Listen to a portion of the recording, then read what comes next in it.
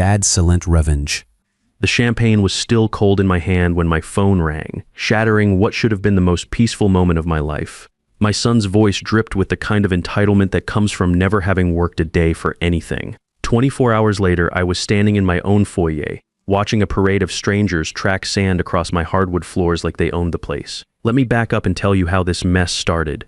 I'm Howard Nelson, 58 years old, and 3 months ago I sold Nelson Marketing Solutions, the company I'd built from scratch over 30 years. The buyers paid $8 million cash. After taxes, I had enough to do exactly what I wanted: buy my dream beach house and disappear from the corporate rat race forever. The house was everything I'd fantasized about during those brutal 60-hour work weeks. 6,000 square feet of weathered cedar and glass perched on the dunes of the Outer Banks, with panoramic ocean views and enough space to host my whole family for the holidays I'd been too busy to enjoy for decades. My wife Sarah would have loved it, but she passed 3 years ago from a heart attack. This house was my way of starting over. I'd been there exactly 8 hours when Timothy called. "No, Tom, congratulations on your retirement, Dad. Tom," or "Tom, the house looks amazing." Tom just straight to business. "Tom, Dad, we need you to move to the guest room upstairs. Jennifer's entire family is flying in tomorrow for a 2-week vacation. Her parents, her sister's family, her brother and his girlfriend.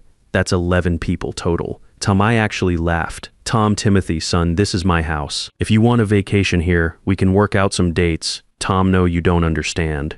We already booked their flights. They're expecting to stay in the master suite and the main bedrooms. The guest room has a perfectly good ocean view. You'll be fine up there. Tom, the casual assumption that I'd just comply left me speechless. This was the same son I'd put through business school, whose failed restaurant I'd bailed out twice, whose mortgage I'd helped with when his graphic design company nearly folded. "Tom, Timothy, I bought this house to relax and enjoy my retirement. I'm not running a hotel for Jennifer's family." Tim, his voice turned cold in a way that reminded me uncomfortably of his mother during her worst moods. "Tom, look, Dad, you've got this huge house all to yourself. It's selfish. And if you don't want to be reasonable about sharing it, well, I heard there's a very nice assisted living facility just down the coastal highway." Tom, the threat hung in the air like smoke from a house fire. My 35-year-old son was essentially telling me to accommodate his in-laws or face abandonment. "Tom, I see," Tom, I said quietly. "Tom, and what if I refuse?" Tom, then I guess we'll have to reconsider how much help you actually need at your age. Living alone in such a big house, managing all that space, maybe it's too much responsibility for someone pushing 60. Tom, after I hung up, I sat on my new deck, watching the sunset paint the ocean in shades of amber and gold. The beauty should have been healing, but all I could think about was the satisfied smugness in Timothy's voice. He thought he'd cornered me, thought I was just another helpless old man who'd caved to emotional blackmail. What Timothy didn't know, what I'd learned in 30 years of business, was that the best victories come from letting your opponent think they've already won. The next morning I started preparing for their arrival, but not in the way they expected. I woke up to the sound of car doors slamming and voices carrying across the morning air. Apparently, Jennifer's family had decided to arrive at 7 a.m. without warning, because why would they consider that the homeowner might want advance notice? From my upstairs window, I watched a caravan of rental cars disgorge what looked like a small army. Jennifer directed traffic like a general deploying troops, pointing toward different entrances and barking orders about luggage distribution. Her parents emerged from the first car, both wearing those aggressively casual vacation outfits that screamed, "Tom, we're here to be served." What struck me most was how comfortable they all seemed. No hesitation, no glances toward the house, wondering if they should knock first. They moved like people who'd been told this was their space now. I slipped on my robe and headed downstairs, curious to see how they'd handle actually encountering the homeowner. Tom, Jennifer, startled when she saw me, then quickly recovered. "Tom, Howard, Timothy said you'd moved upstairs already. Good. The master suite gets the best morning light, and Mom has arthritis, so she really needs the ground floor bedroom." Tom, her parents swept past me without introduction, wheeling their suitcases toward my bedroom like they were checking into a resort. Jennifer's mother, Patricia, had silver hair pulled back in an expensive headband and wore the kind of casual linen that costs more than most people's monthly grocery budget. Her husband, Carl, barely acknowledged my existence as he surveyed my living room with the critical eye of someone evaluating a hotel's amenities.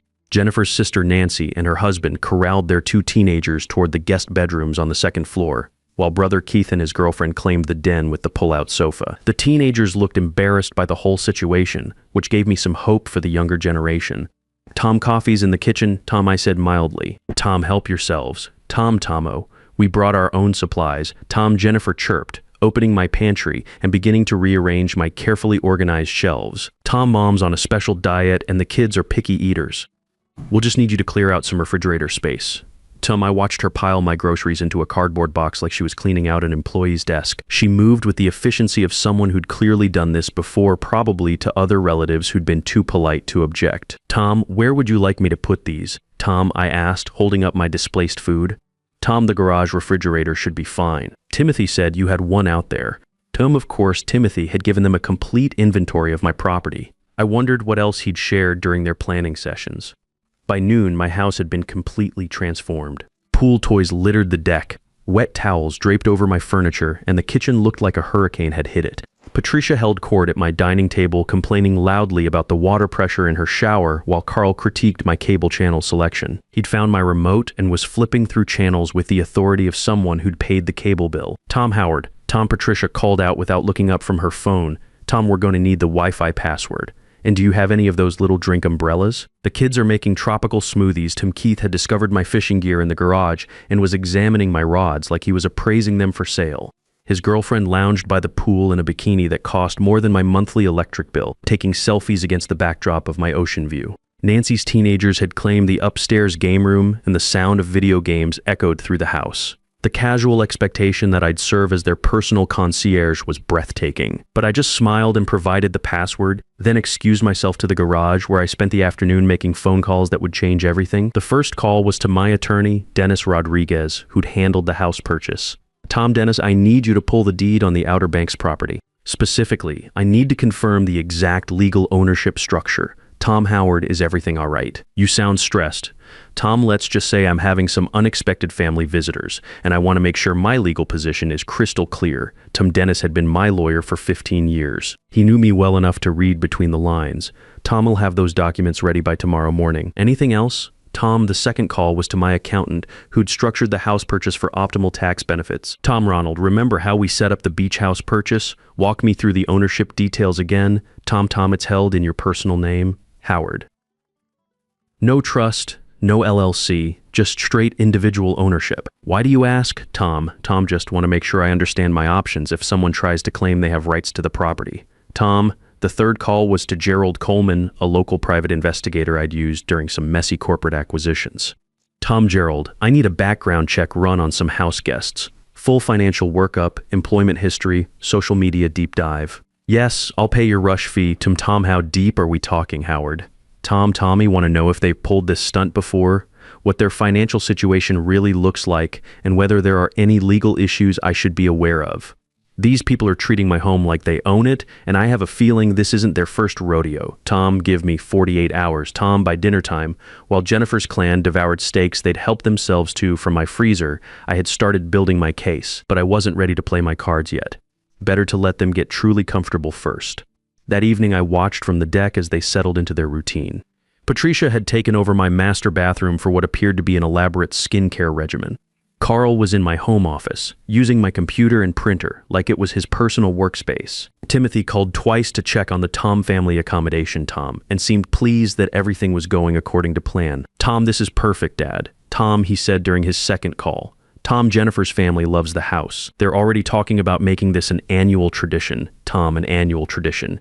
That was when I realized this wasn't just about one vacation. They were testing the waters, seeing how far they could push me. If I caved now, this would become the new normal. That night, as I lay in the small guest room listening to 11 people enjoy my house below me, I smiled in the darkness. Tomorrow would bring the first surprise. I woke up to find my coffee maker occupied by a line of Jennifer's relatives treating my kitchen like a hotel breakfast buffet. Patricia had taken over my entire counter space to prepare what appeared to be a gluten-free, dairy-free feast for her various dietary restrictions. Keith's girlfriend was loudly complaining about the lack of almond milk, while Nancy's kids raided my pantry for anything with sugar. Howard, Patricia said without looking up from her elaborate breakfast preparation.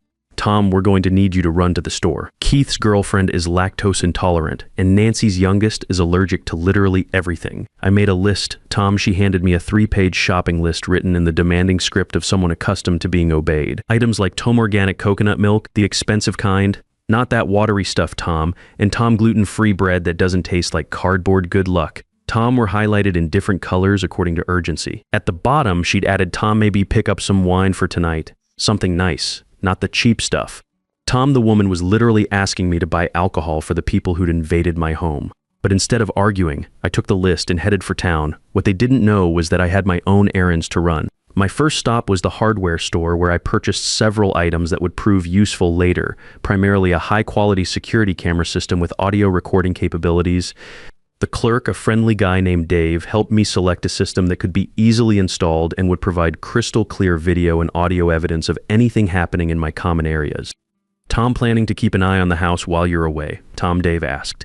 Tom, something like that. I want to make sure I know exactly what's happening under my own roof. Tom, next, I visited the local phone company to discuss some changes to my service plan that would give me detailed call logs and enhanced recording capabilities. Technology had come a long way since I'd been in business, and I intended to use every advantage available. Then a quick trip to my bank, where I had a fascinating conversation with the manager about account security features and transaction monitoring. If anyone tried to make unauthorized charges or access my accounts, I'd know about it immediately. By the time I returned with their groceries, $347 worth of specialty items for people who'd never asked permission to stay in my house, Jennifer's crew had made themselves even more at home. Keith had rearranged my living room furniture to optimize TV viewing, while Nancy's kids had discovered my art supplies and were creating Tom masterpieces Tom on my walls. I watched one of them use my expensive brushes to paint what appeared to be a stick figure family on the drywall. Tom, oh good, you're back, Tom, Jennifer said, not bothering to help with the bags. Tom, we're planning a big barbecue tomorrow night.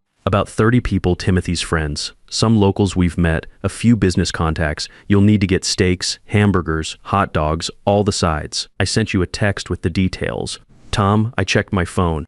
The text was essentially a catering order for a full barbecue spread, complete with specific brands and quantities. At the bottom, she'd added, Tom, make sure you get enough beer and wine. Tommy said his business partners are coming, so we want to make a good impression. Tom, 30 people in my house without my permission. Tom, that sounds like quite a party. Tom, I said evenly.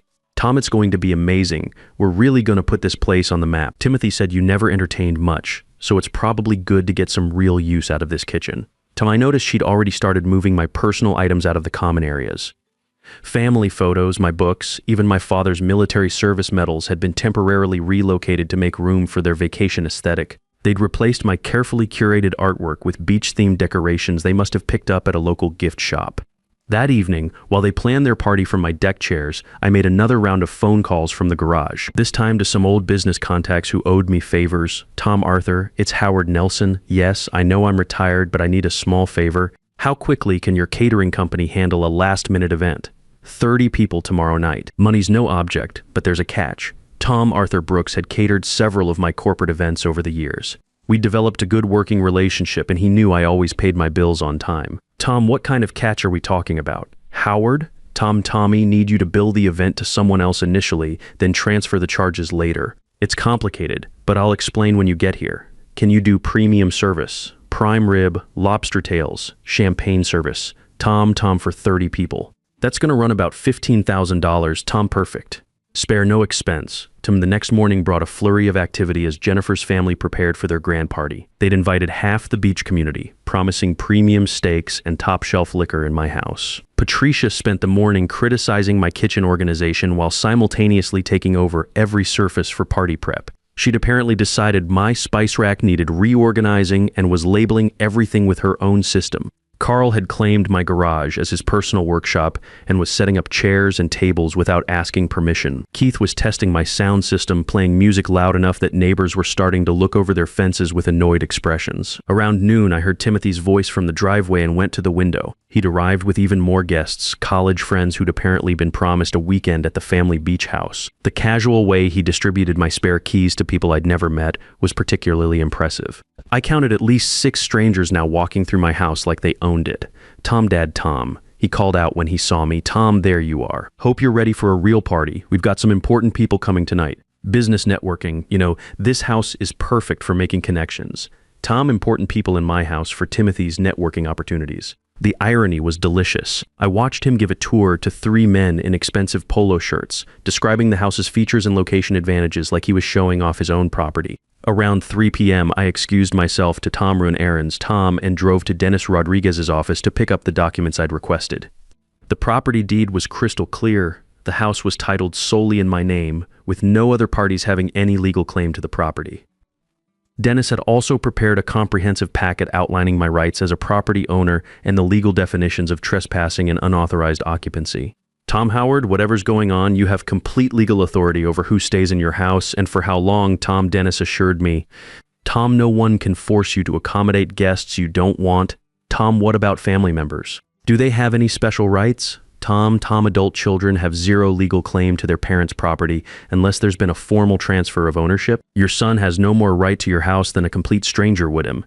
I also stopped by Gerald Coleman's office to check on the background investigation. What he'd found was illuminating. Tom, your son and his wife are in deeper financial trouble than I expected, Tom Gerald reported. Tom 3 months behind on rent, maxed out credit cards, and get this, they've been researching vacation rental properties in your area for the past 6 months. Looks like they've been planning this for a while. Tom, planning what? Exactly, Tom, based on their search history and some social media posts, I think they've been looking for a way to solve their housing problems. There are several posts about family compounds and multi-generational living arrangements. My guess is this vacation is a test run for something more permanent.